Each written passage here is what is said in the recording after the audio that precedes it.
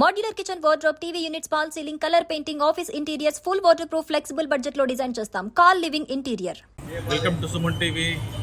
నేను మీ కరల్ సింగ్, జైత్యాల జిల్లా కోరుట్ల పట్టణం. ఇక్కడ మన పురాతనమైన దేవాలయం అయినటువంటి శ్రీ వెంకటేశ్వర టెంపుల్లో ఉన్నాం. ఇక్కడ నవరాత్రి ఉత్సవాలు జరుగుతున్నాయి. ఈ నవరాత్రి ఉత్సవాలు ఇక్కడ ఏం జరుగుతుందో ఒకసారి మనం తెలుసుకుందాం. చెప్పండి. జై శ్రీమన్నారాయణ. వెంకటాసంస్థానం బ్రహ్మాండే నాస్కించన వెంకటేశమో దేవో నా భూతో నా భవిష్యతి. మన కోరుట్ల పట్టణంలో పూర్వట్టు రాజుల కాలంలో స్వయంభూగా వెలిసినటువంటి వెంకటేశ్వర స్వామి దాదాపు 1100 సంవత్సరాల కింది దేవాలయము ఈ వెంకటేశ్వర స్వామి దేవాలయము.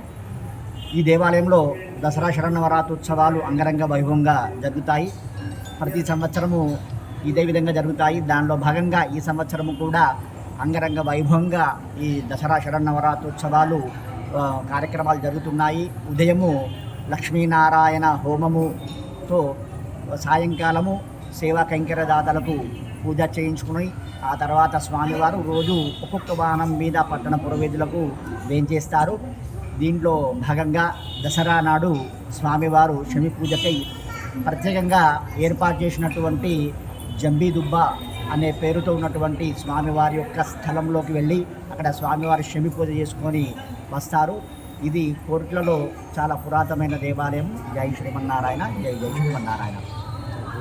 చెప్పండి, ఇప్పుడు నవరాత్రి ఉత్సవాలలో మీరు రోజు కార్యక్రమాలు ఏమంటాయి? రోజు లక్ష్మీ హోమం చేస్తున్నాం.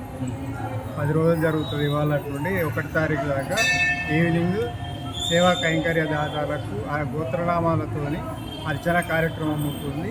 తర్వాత తిరువేది సేవకు రోజొక్క వాడకు వెళ్తుంది. గత సంవత్సరం కంటే సంవత్సరం ఎక్కువ వైభవంగా చేయాలని మేము సంకల్పించాము. దీనికి నరసింహన్న కృష్ణన్న గారి కృషి ఉంది.